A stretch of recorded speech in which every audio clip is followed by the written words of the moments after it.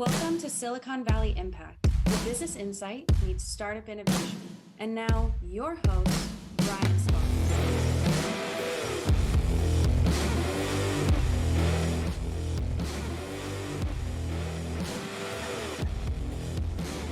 All right. We're having our night at the Roxbury moment right there. Get your heads bobbing. All right. Welcome to Silicon Valley Impact, everybody, on Pirate Cat Radio, KPCRLP 92.9 FM in Los Gatos and beyond.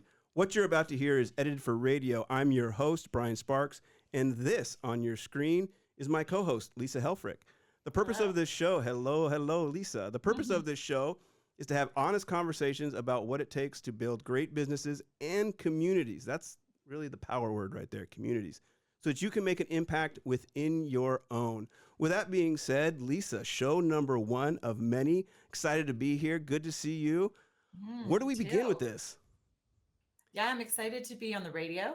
I'm excited that we're getting this show to a broader audience, and excited about our guests today as well. It's good to be back. I know we have a rock star lineup today. So let's talk a little bit about, and we'll get to what we do a little bit later, but let's talk about what this show really looks to do. You and I know quite a few people. We've been doing Silicon Valley Impact on a podcast for a while. We're now transitioning to the radio on 92.9 FM, KPCR LP in Los Gatos. So we know a few people, and what we do is we bring in people who have insights at the high level of business and startup. You will meet Bill and Megan today from IgniteGTM. You will also, yes, clap it up in the studio.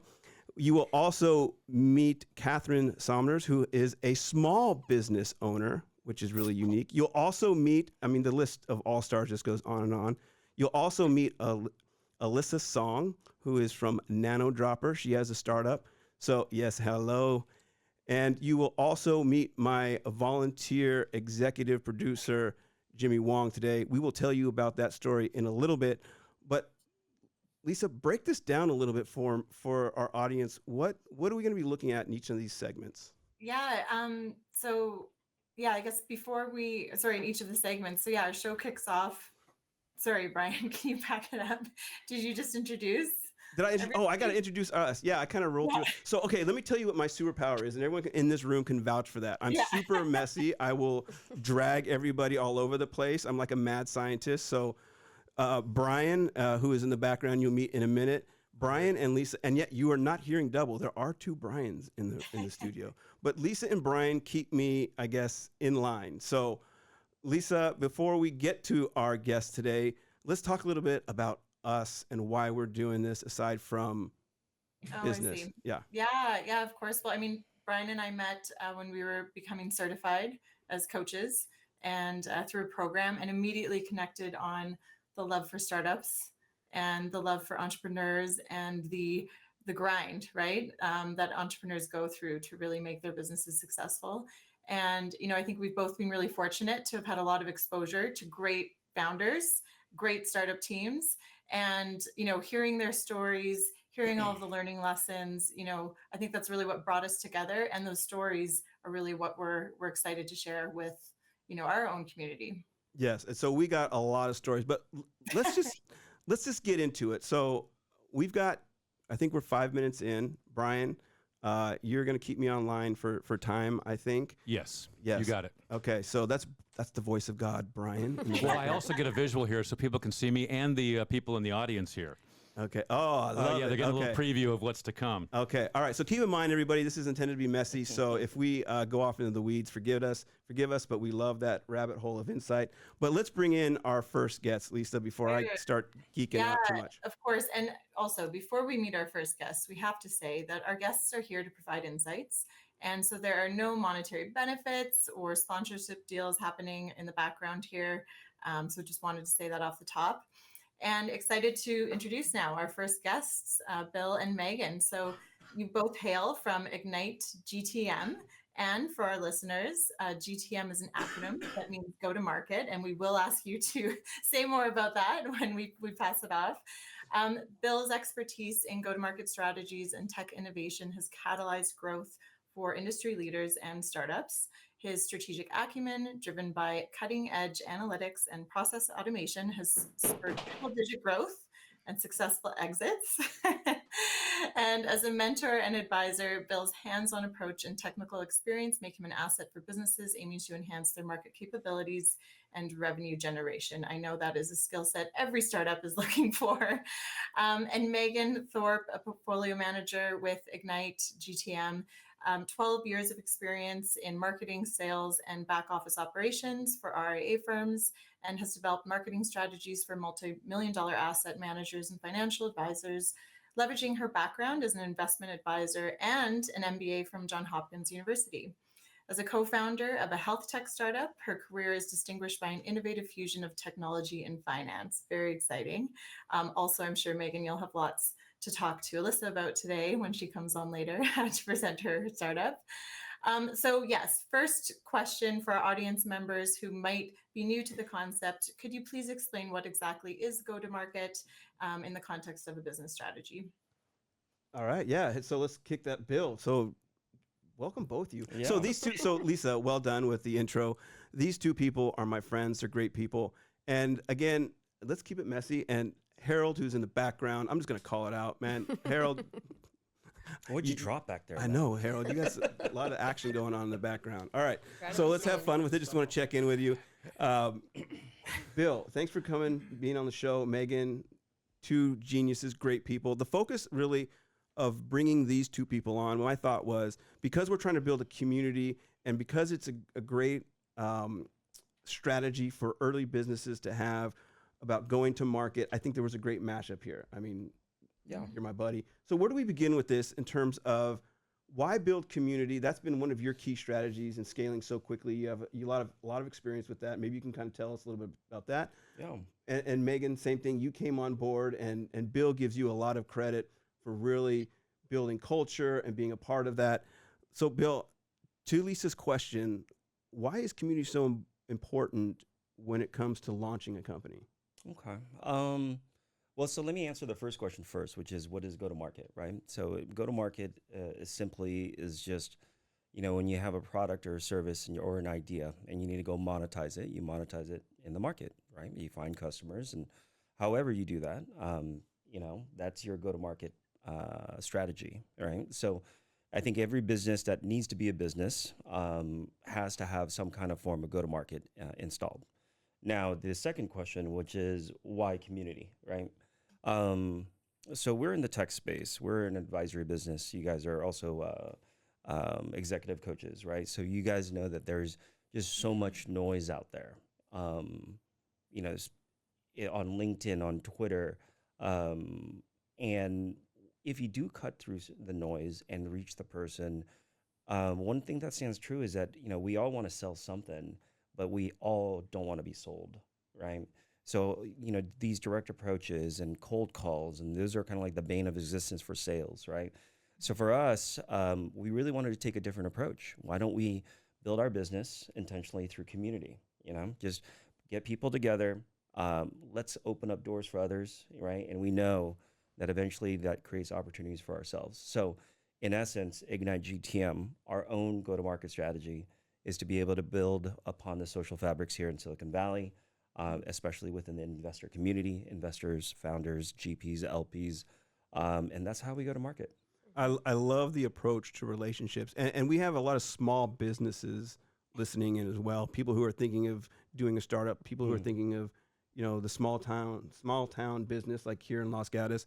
Megan, build on what Bill is saying in terms of the importance of building community, focusing on relationships, providing value, not being sold to, right? What is your take on this?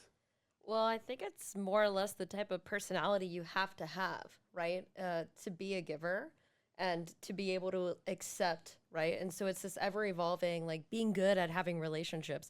Actually, Jeremiah Wang from Blitzscaling had a really good LinkedIn article a few weeks ago, sort of talking about that, right? About being able to organically network and build your network and build relationships.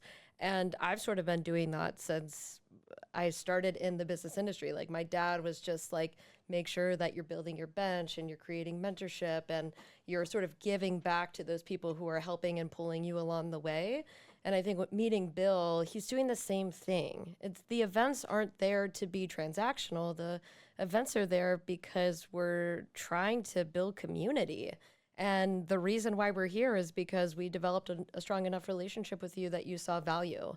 And it wasn't a one-off event. And so a lot of the way that we're curating and creating opportunities for the startups is through come to our event. We're opening up the door. We're trying to develop a relationship with you. And it may not be instantaneous being able to get your $2 million deal.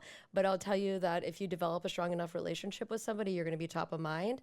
And we're going to trust that we know that you're going to do good on the backside of that. And to Bill's point, there's a lot of mess and there's a lot of noise, and there's way too many people with their hands out who don't have their other hand ready to pull you and help you. And so that's the kind of curated community building we're interested in. So that's great for a company. Like, for example, I'm a second generation entrepreneur. You have people who've been embedded in the community for a long time. We'll meet Catherine in a minute. She's been involved with Los Gatos community for ages and now is doing a small business startup. What do you say to the individual who just maybe comes in from overseas, lands here, has to not only learn the language, but learn the culture, doesn't have a big network? What's the first step? So on that, I think first we have to kind of understand the mindset. We are in this beautiful bubble that's Silicon Valley, right? And I talked to a founder not too long ago. He says, "Hey, in my part of the world," and he came from Ukraine, and he's like, "In my part of the world, 1 + 1 does not equal 2 because we're going through a lot of stuff. In a lot of parts of the world, 1 + 1 equals 2.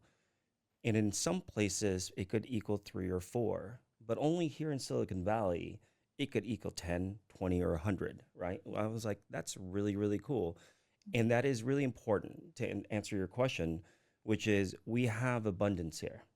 Right? The opportunities are so abundant. So there's always things you will never run out of things to give.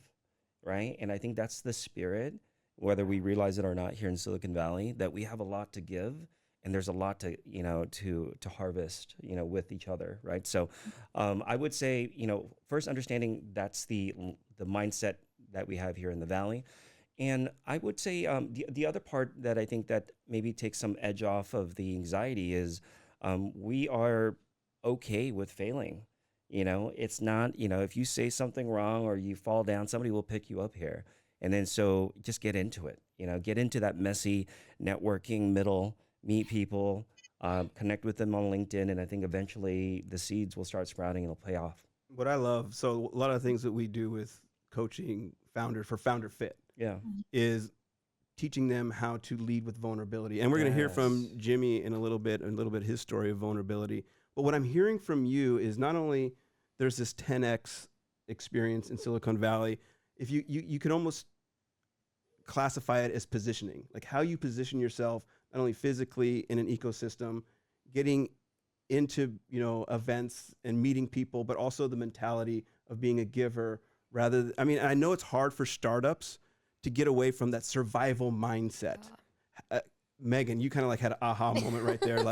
Talk about how do you shift to this survival mindset from early stage small business or startup into this abundance mindset when time is of the essence, resources are the essence. What are some insights that you can provide for that? Number one insight is start today. Don't start building relationships when you need something. Build relationships now, today. Go to an event, meet somebody, because the best way to build relationships is when you can just show up and organically listen to somebody and not be in survival mode. Because when you're in survival mode, all the alarms are ringing and you're just in search and you miss it. You miss all the little significant things about individuals, and you can't develop a relationship. And now you come to this new place where there's all these people and people know you as that person. So for the people who, need something right away, there are plenty of people who out there who can help you get to that next step. But I would say for everybody else who's looking at this from a longer term perspective, I would say come meet us, right? Yeah. We're going to be out tonight at the Founders Funders event, super low key. Highly recommend just coming out, shaking hands, and having some beers with us, or have some non-alcoholic beers or water, whatever like suits your I fancy. love that. I love it. Beers. And for the audience, this is a non-promotional invite. We will just be there at Hopa's. Look us up Yeah. in Los Gatos and meet us there. We'll be there from 6 to 8 p.m. Bill, Yeah, I want to add something. You know, there's one vulnerability is really great, and I think that's a really good mindset to embrace. I think the other hack that I have is just like keep it simple, keep it light. It doesn't take you much, right, Megan, to just listen to somebody's story. And I would encourage you guys actually look for the gold, right? Like when you're listening to somebody's story, look for the gold. There's gold in there somewhere. And if you look at, if you look for dirt, you'll find dirt. If you look for gold, you'll find gold, right?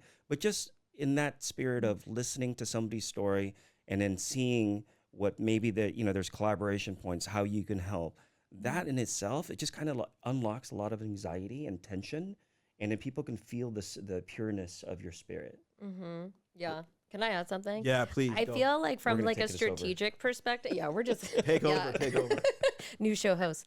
Yeah, so I feel like from a strategic perspective, it's all about a balance. Like you can't just show up to events all the time and just be shaking hands. Like, okay, like at one point in time, you're just wasting your time, right? But like finding a balance of saying like, I'm going to go to this event because it has this kind of like archetype of people who are going to be there. And like, that's what I'm focused on this week. And like, that's how I want to build out my network, whether it's industry specific or whether it's folks in a certain vertical who can like help you as like a service providers, like whatever that is, it's about balance. So making sure that you're showing up to the right places, you're making time for that admin stuff, you're making time for your family and for everything else that you need to do to be successful. And the truth is like you can't get it all done all the time. And so Harold sent us a really great message earlier today, just sort of that being a startup founder and being in the early stages of innovation, it's like you have these brilliant ideas on Monday, and then like your goal is like running with that all week. And then by Friday, you're like, oh my God, I just spent a whole week on this thing and like it's not what I wanted it to be. But it's like the cycles of just having to do that and repetition until you find that golden nugget. And so just creating a balance so you're not always in survival mode and like having the executive coaches with you to like talk through, because it really is like a mentally taxing endeavor that you take on. And I don't think people are always like aware of the fact of like, dude, being a startup founder is really hard. Yeah, and I think what's worth saying, because this also applies to people who may be taking on a new role within a company. We hear this all the time in Silicon Valley, and that's the imposter syndrome. The inability to feel like you belong in that position, to be vulnerable, I guess, as a solution, ask for help, build community within the company or within the ecosystem. I hear this all the time, like I don't belong here, or there's indecision. But what I'm hearing with a vulnerable mindset is you're letting go of a lot. Because in order to grow with a company, wouldn't you agree that you've got to have what you talked about, Bill, is that growth mindset? Yep. And so what can people do once they let go for it, try something on Monday, fail on Friday? Sounds like my regular week. Is that? Yeah. Was that pointed at me, Harold? I don't. We're talking about Bill, but talk a little bit more about that. In fact, Lisa, I want you to get chimed in on this, because you deal with this a lot with your coaching, with your network. This letting go. What resonates with you, and maybe you can fire back a question that can expand on this. Yeah, I mean, I love Bill's little nugget of, when you feel like you might be going into a networking event or a situation where you might feel intimidated, let's say, lean into that curiosity, right? Start listening, leaning into the listening more than the waiting for your turn to talk, Yep. waiting for your turn to sell. Yeah, I guess any other kind of unconventional methods, perhaps. Oh, you want more hacks, do you? More hacks, hack Yeah, away. I got a whole bag of them. Yeah. Show us another one. What's another takeaway we can take with us? Okay, so we go to a networking event. Here's another thing that I kind of think about. We're all there to network, right? So when you go, and I think some people have seen me, I'm like, hi, I'm Bill. And I literally just shake out my hand and that's how we're going to break this ice, because we're here to break ice, right? And then when you lead, like you're going to give, hey, I'm going to give this person my full attention for like 5 minutes or whatever. And whatever, even if their ideas are crazy, I'm still going to just like hear them out, right? And give them, plant that flower, and then let them know that like somebody heard them today. You know what I mean? And when you lead like that, here's the hack. You kind of build an armor for yourself, right? Who's going to flame you or be rude to you when you're trying to just give, right? So that is the hack, in that if you just lead with that spirit, it insulates you from the possibility of rejection. And it still might happen. And when that happens, you can just say that they're having a bad day, because all you're trying to do is just hear them out. Yeah. So You know I what I mean? want to say this at this point. So one of the most popular business schools in the U.S. is Stanford Business School. Mm-hmm. And routinely, the most popular course within the Stanford Business School is a course called Touchy Feely. So for some of you who are hearing this, you might go, this is too woo-woo, this isn't strategic enough. Let me tell you something. I can't tell you how many engineers I've worked with, so many experts who are brilliant people that I've worked with that are stuck in their silos and can't see outside the silo in order to build a company, that they fail. And you will not get the funding that you need unless you demonstrate founder fit, which means that you can see a bigger perspective. Or the founding team that Or you the need. founding team. Oh, geez, yeah. Don't let me rip on that one. So what we're doing here is really kind of setting the stage of what it takes to build a community. The theme of this show is building community to make you resourceful, to make you to put you in a position and give you access. However, if you're not able to see it because you're stuck in your own silo, because you can't be vulnerable and see something from a new perspective, reach out and shake a hand, then you're not going to be seen as a founder with fit. You're not going to be someone who's approachable or someone wants to do business with you on a routine basis. So this is the foundation of a great founder. So for example, Allisa will be joining us in a second, and we're going to meet a great founder. These are great founders. These are the people that you want in your community. Lisa, someone I want in my community. Brian, voice of God, someone I want in my community. People who have a growth mind. I'm kissing everybody's butt right now, aren't I? Okay, so with that being said, this all comes back to building community through vulnerability, but vulnerability is a strategy.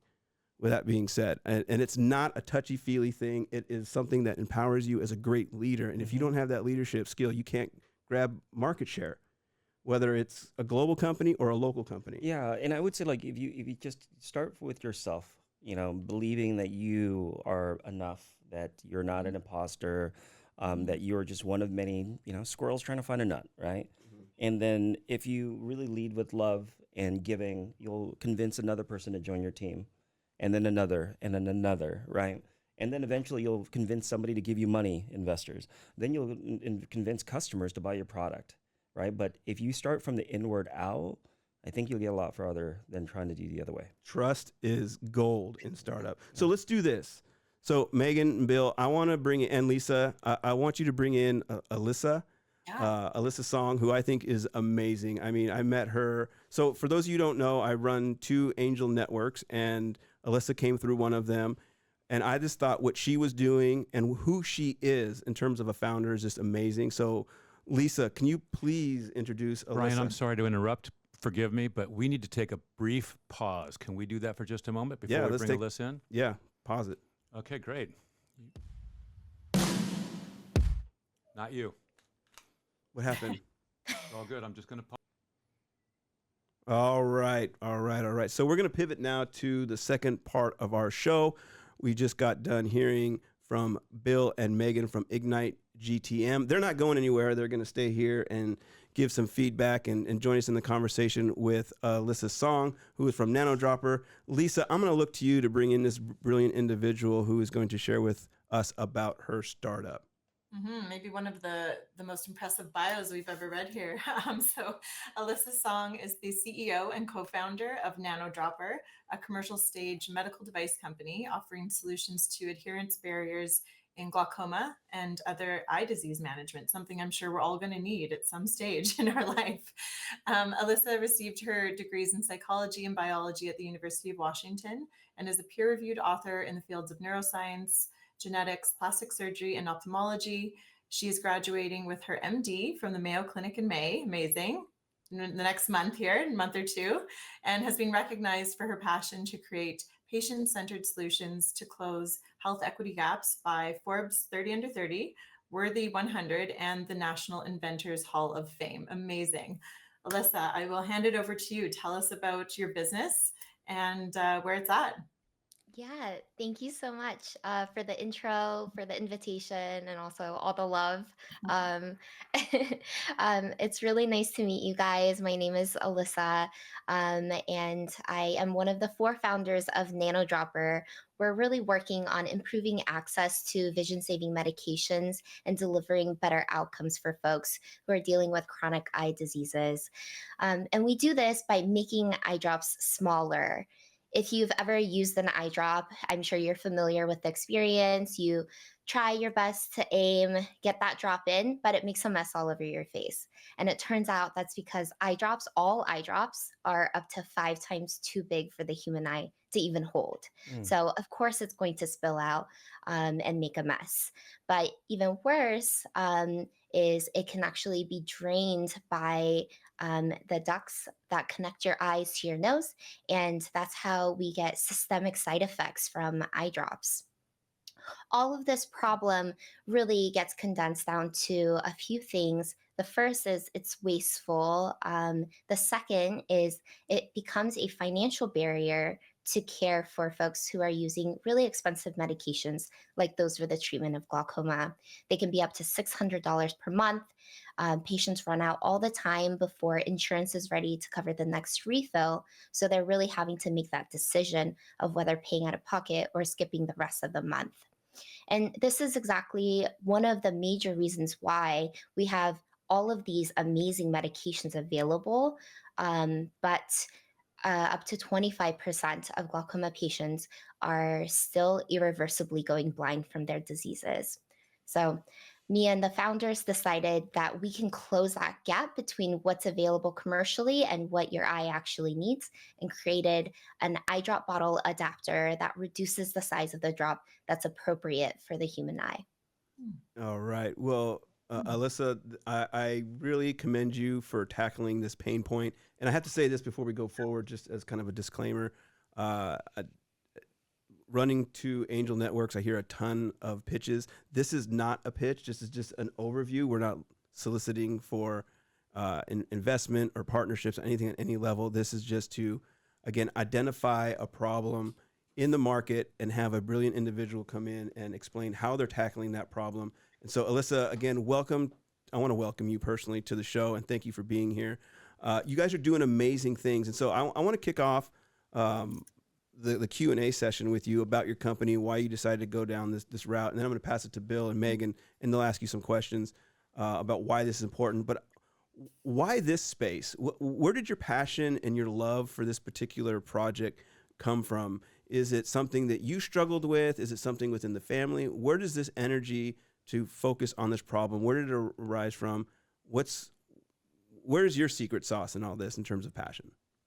Yeah, those are very good questions. I guess I'll tackle the first one on how I even started down this journey. I am not an entrepreneur by training or a business person by training. My background was in neuroscience research after graduating, learning about the relationship between chronic stress and addiction behaviors. And this academic interest led me down to start volunteering for a Harm Reduction Alliance in Seattle. And it really opened my eyes to how to problem solve in a different way. I'm thinking about delivering solutions that can be applied now without having the end user have to adjust or change their behavior in a significant way. So that was kind of in the background of how I was thinking about things at the time when I came across an article that laid out this whole problem. It had a really spicy title. It was "Drug Companies Make Eye Drops Too Big and You Pay for the Waste." And it covered this series of class action lawsuits, and during discovery, all of this research dating back to the 1980s, where uncovered, showing that smaller droplets are not only just as efficacious, but they're actually safer with better side effect profiles. So, as soon as I read that article, and especially the storytelling of how glaucoma patients were having to balance, rent versus having to pay out of pocket for these medications early, I think that ultimately came together with my own personal experience of going through and dealing with the healthcare system, and kind of came into a nice little package of anger and motivation to try and come to a solution that I could deliver directly into the hands of patients. Oh, I love that. So Bill, you deal with a lot of companies looking to overcome the go-to-market strategy hurdle. There's a lot. I'm going to hand the mic to you, and I mean, what do you think would be a great question to go from? Yeah, I'd love to talk GTM. First of all, I feel a little bit vindicated that I'm not the only guy that has problems with eye drops. Yes. So then it's too big. I didn't know that was a problem. There's a Yeah, class action lawsuit it's for not this. your fault. And it's not my fault. Thank you. Yeah, I'm the guy, like, we hear that all the time. I make a lake with my eye because I keep on missing it. And I just feel like, and then I just rub it in somehow. Like, so this is a great problem that you're solving. So yeah, I think, when we hear a lot of startups and pitch days, I'm always curious, like, how do we get this to market? Obviously, there is a product market fit. Like you mentioned that patients were spending $600 a month on their medication. I mean, I waste like $590 of that probably in my technique. So I'm just curious, like, how are you guys going to market? How do you get this get it into the mainstream, right? And then curious on like what your exit strategies are. Yeah. Our initial thought was we should understand our customer better, because we have no idea how they look for things like this. We have no idea what their shopping patterns are, because glaucoma patients tend to be older. They're not, the same demographic as the founding team. So we started interviewing patients and quickly learned that they get all of their recommendations from their doctors. Their eye doctors. And the second was group chats. And so we started then talking to ophthalmologists and optometrists, learned that they see this problem resulting in poor outcomes for patients and poor tolerability for patients. So it was creating a problem in the clinic for them too, because who do you think would be the first person that you would call if you're a glaucoma patient and you ran out and insurance won't cover the next refill? Right? It's the clinic.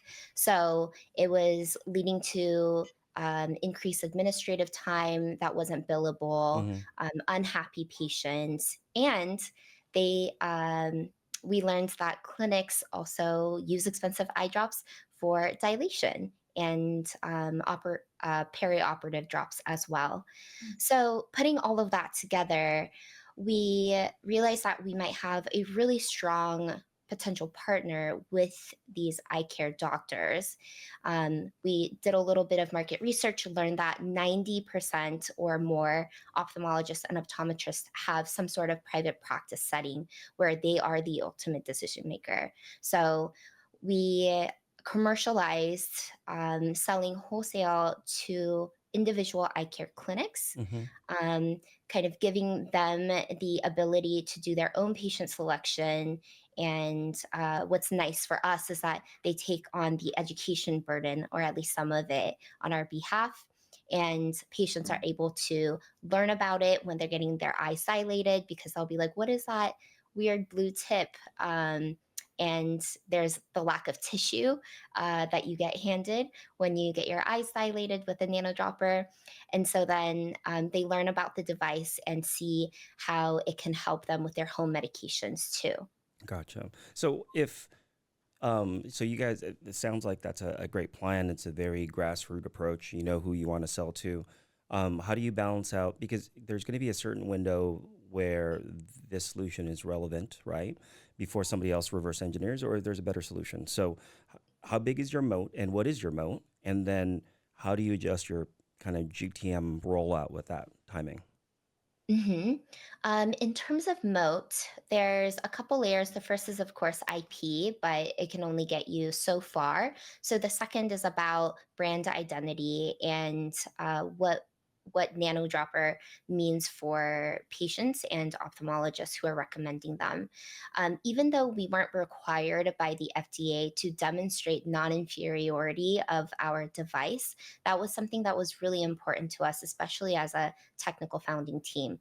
So we completed 4 randomized controlled trial studies to not only demonstrate non-inferiority of our device, but superiority with patient-reported outcomes for usability.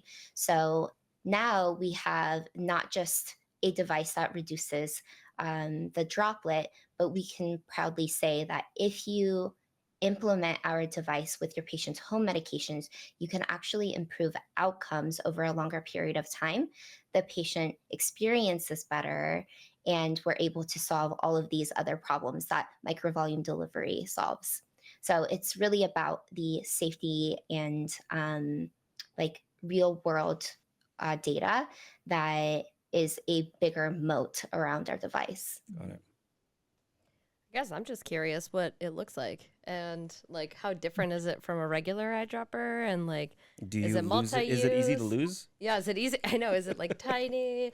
Is it multi-use, single use? Like just trying to like understand like the experience, especially if it's like that older generation. Like, is there a learning curve to like understanding how to use this? Absolutely. And with all new devices, there will be some sort of learning curve. But in exchange, we try to add in and pack in as many design features that elevate the patient experience, kind of our trade off for learning how to use a new device. So the Nanodropper adapter comes completely packaged sterile and pre-assembled in a way where all you have to do is you take your regular old eye drop, you take off the cap and replace it with the Nanodropper. So if you know how to unscrew and screw on the cap of a normal eye drop, you can use the Nanodropper just the same. And we have all of these very bold features on there so that you can even do it with ski gloves or with low dexterity. Our cap is now a pop-off cap, again, just to make it a little bit friendlier for all dexterities. And our tip is a nice, soft, medical grade silicone tip, just in case of accidental contact. We know in clinic that patients come in with corneal abrasions because the hard plastic can damage the cornea. And it's a nice contrasting color against what would traditionally be a white background, a typical ceiling. I don't know why eye drop bottles are white or clear, and we expect people who are losing their vision not to miss their eye when they're putting it That's in an eye another drop. class action lawsuit. Yeah, that's another one. Well, Allisa, it sounds like you have done your homework. I love the questions, again, because you can't just roll out of bed and look to solve every problem. You've done your homework. You saw a problem in the market, and I loved how you're solving it. Right now, Allisa, we're gonna pivot, and we're gonna bring in another guest, but I don't want you to go anywhere. And so, Bill and Megan, thank you. Great question. Bill's going to stay with us. Megan is going to rotate out as we bring in Catherine. But let's take a quick little break as we rotate guests, and we'll be back momentarily. Somebody say cut. All right, and we're back again, and we have rotated guests. We still have everybody in the studio, but I would like to welcome in Catherine Sumner of CenterPiece Flowers. She's here in Los Gatos. So what we're doing here on the show is we're focusing on not only global startups, we're looking at local small businesses. So every week we'll not only bring in everyone in a similar position that you've seen today, we'll bring in somebody also who has a small business either here in Los Gatos, San Jose, Cupertino, Campbell, and surrounding cities. But Catherine, welcome. Thank you. Good to meet you. I've seen you on Instagram. I feel like you're a celebrity to me because you're nearby. You've been in the town for quite some time. I don't have a bio on you because I figured you could give a good one. Good. So Okay. tell us a little bit about yourself and the topic around small business. Okay, I have worked with small businesses for a long time because I think I have two passions in life. One of them, believe it or not, is chambers of commerce, and another one is flowers. So I know that doesn't really seem like it goes hand in hand, but in my life it has. And so most recently, I was the executive director here at the Chamber of Commerce in Los Gatos for the past 8 years. So went through the whole COVID pandemic and, really worked side by side with a lot of the small businesses as they dealt with that crisis, I would say, in town and that pandemic. I think, you're touching a lot on the community and spirit and what really makes for a vital, exciting town or a community, perhaps. And I really do think it's the relationships that you build along the way that transpire into a very healthy, vibrant community. With that said, I had been doing that for 8 years, and in fact, way back in my life as well, I had not only worked in the flower industry, but had worked with the San Francisco Chamber of Commerce, the Seattle Chambers, Lafayette Chamber of Commerce. So I really was curious after working there, how I thought to myself, how hard could it be to start a small business?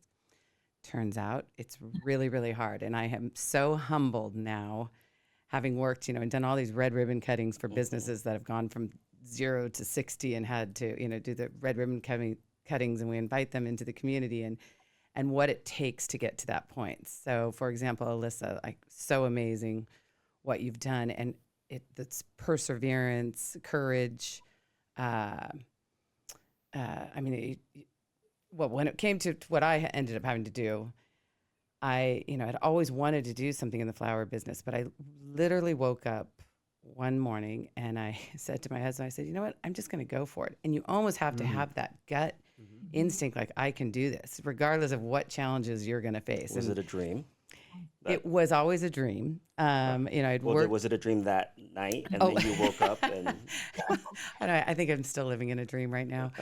I think I don't know if it was a dream that night. I think I had a couple options in front of me, and so, and I thought, if I'm ever going to do this, it's almost like I look at life that you're writing chapters in your life, and this was definitely a chapter that had not been written, but I really wanted to see how it was going to turn out or how it would play out. And it goes from everything from, first of all, working with the state of California and figuring out all the rules and regulations that I always just sort of took for granted. And then all of a sudden, when you're a business owner, they really matter. Setting up bank accounts and then figuring out, we talked about a couple of things, the go-to market, or what do you, go to market. Yeah. Who's my customer? What am I really trying to bring to them? It's flowers after all, Do you need peonies? Why do you need my peonies rather than the peonies that you can buy at Trader Joe's? So I think, it was just a lot, and then all the social media marketing and all of that. And so, so it has been a whirlwind, and it has been so exciting. My kids were all just home, and they, came into my shop, and they said, they couldn't believe that I had actually sort of pulled it off, and yet I haven't even begun to pull it off. I'm just kind of in those beginning stages, so. I love how you've unpacked that. And I'm watching Allisa in the screen, and oftentimes people think that the startup world and the small business world are just worlds apart. But I'm watching you, Allisa, shake your head, and there's a lot that you resonate with. So those who are listening on the other side, who are thinking of starting a business, whether it be a small business or a startup, there are a lot of similarities here. And the theme today is relationships and vulnerability. And it sounds like you just said, okay, even though I've been surrounded for years through other people starting a business, a lot of us here have family who have been in business and we've been around it. It's still that leap of faith. It's like, I'm going to be vulnerable and just go for it and allow it. It's like jumping. It's like learning to drive a plane and then building the engine while it's in the air, right? Yeah. Right. Yeah. And I see you shaking your head, Bill, but you see this. Ethos, yeah. And you've discovered that it's this go for it moment, building relationships. You talked about being in the chamber and watching people struggle or overcome their challenges. Now that you're in it, what is the biggest challenge? Is it yourself? Is it the market? Is it the details of the state that you're in? What has been the biggest challenge for you when it comes to stepping out? Well, you brought it up earlier, actually, in your conversation. And it's when I was at the chamber, I was the one who was setting up the networking events. So I could always kind of stand back in the background and watch everybody else network. And, now all of a sudden I'm in that driver's seat side, to yeah. that. And it's so interesting how you brought up that you have to shake someone's hand and introduce yourself and leave a little nugget of interest or something that they're going to remember you, so that they'll come in your shop and buy flowers, and it does seem so, I don't know, trivial. I mean, when we're talking about eye drops, that are saving people's eyes compared to coming in and buying flowers, but it really is all about just your passion. And a lot of Actually, Catherine, if I can object, I would say it's not trivial, because you said earlier, you're like, it's just flowers. Actually, so that's really interesting, right? So when we're talking about go to market, it's like, what is that message that you bring to the market? What is that thing that people will pay for, right? And I don't think that the customers that you want are not going to be people that just want flowers, right? What they wanted is a touch of elegance to their day, right? Something, beauty, added beauty to whatever surrounding or setting that they have, right? And then so this is part of the go-to-market, and maybe it's just like positioning it that when you do meet people in networking or whatnot, it's just that, if they have some extra budget and they want to up-level their experience, you're the person they call. It's not promotional though. Yeah. No, I think good. one of the things I've really enjoyed is that sort of bringing the outdoors in. And so I've had a lot of customers that have come in, and so, I'll have sage or lilac right now. And then what people have done is they've left the shop and then they go into the world and they start noticing things that are on the trees and that are just growing all around us, that are in season, and they can bring them in. So that's actually been very fulfilling. I think, you were talking about the giving part. I think I've always been one of those people that, even in the chamber, have wanted to give part of myself to others so that they get better, or not that they get better, but that they just enjoy their lives, I guess. Or even maybe part of that is helping design a room, right, with the right plants that are in season, that works with the lighting and the position of the sun, right? I'm horrible at all those things, and all my plants die. Well, what I'm hearing, this is where it's powerful, is because if we could draw a correlation between what Allisa was sharing and really what the value is of a business owner, is that you're doing a couple things. One, you're identifying the value of other people, so it requires empathy. Right, you've got to be an empathetic owner to understand what the market needs. You're educating them. Allisa, I heard you talk about that earlier, about the importance of educating your market and about what you're doing. You're creating an experience. You're creating connection. And again, in Silicon Valley, we're surrounded by brilliant people. You're going to always have those smart ideas, but what takes them to the next level is what we're talking about today, is the empathy, it's the vulnerability, it's the connection, it's the relationships that's often overlooked. And you were objectively able to watch that for a year, but now you're subjectively vulnerable to it. And I can even almost hear, and Bill caught you on it earlier, about you felt like a little bit of imposter syndrome, like, should I be doing this? It's just flowers. You're comparing yourself. Go for it. But then you got this go for it warrior mentality, like, I'm just going to cannonball into it. Well, that's something actually about being a small business owner, is that you do feel like an imposter. And then, I've caught myself a couple times closing up the shop, and I'm like, oh my gosh, I'm doing this. And you really have to find it in yourself, to believe in yourself. Like, I can be a badass. I can do this. Yeah, you can. All right. Let me ask you this before we wrap up. We only have a couple more minutes. So this would apply to Allisa too, but I'm going to drop this question in your lap. There's founders, small business owners have to take care of themselves. You're going to immerse yourself in a business up to your eyeballs. How do you breathe?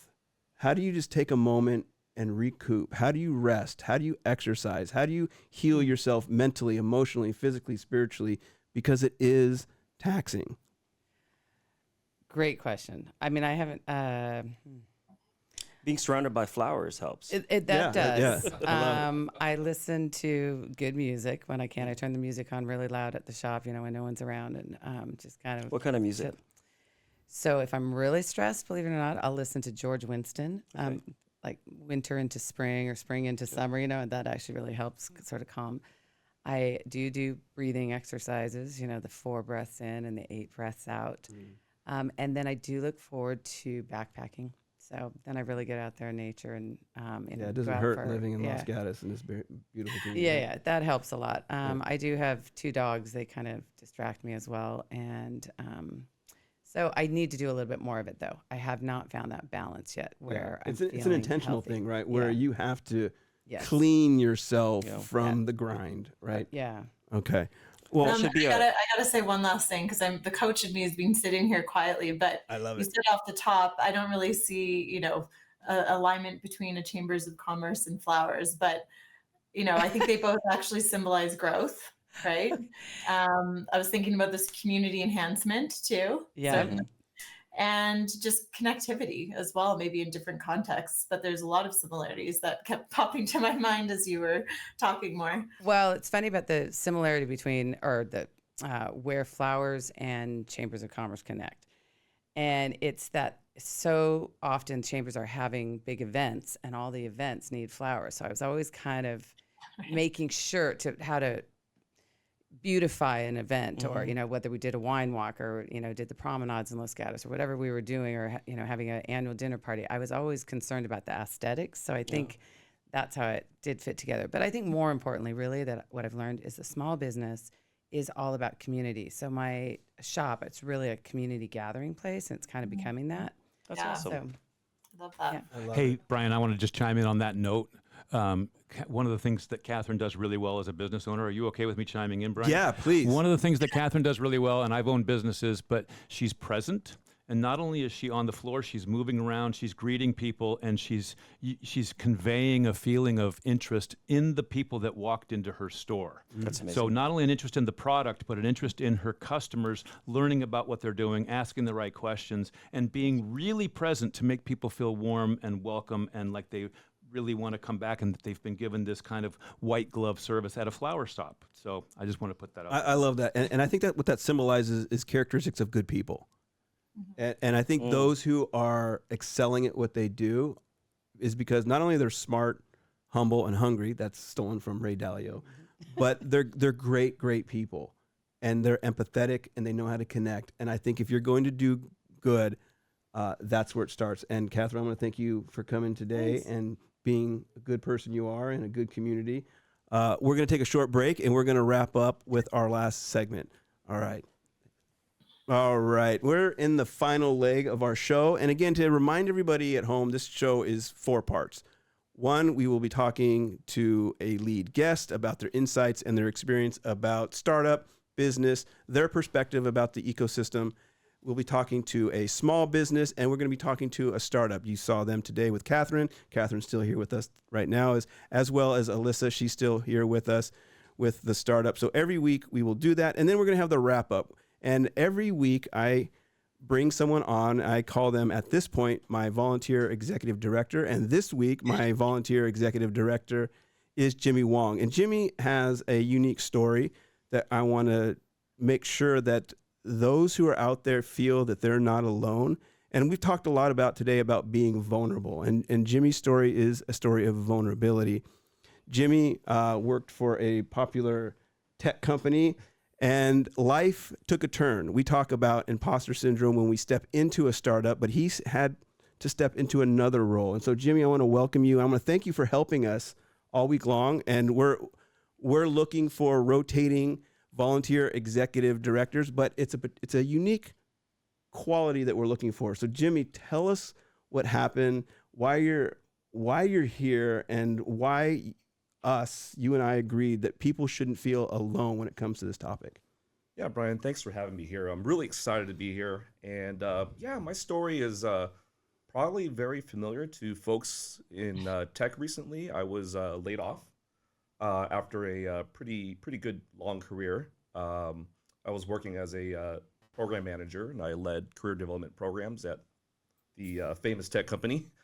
And now I'm in transition, but I'm really excited because the way I look at it is it gives me opportunity to look outside and see what new opportunities there are to grow. So you have superpowers. Now, one of the things that you and I talked about is what you've been doing for a while, but you have experience in software development. But because you've been out of the job market for a while, you've had the comfort of being in it, but now you're kind of on the outside looking in.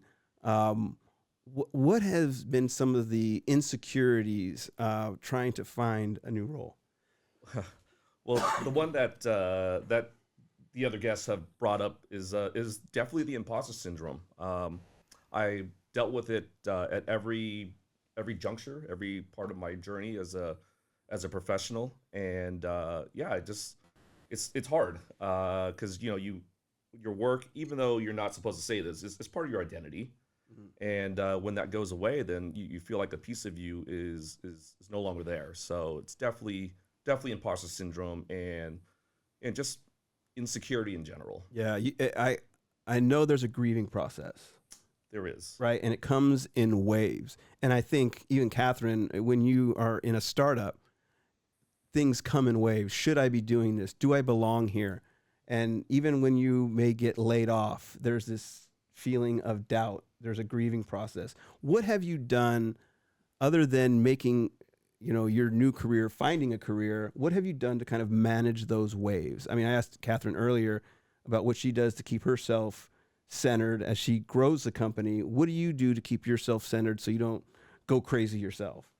I try to keep myself grounded with my family. So I'm a father of a 7-year-old daughter, and we spend our Wednesdays at Chuck E. Cheese because they have a 20% discount that day. You got to save money at this point. Yeah. Yeah, it's very important, but that really helps me fuel me for the rest of the week.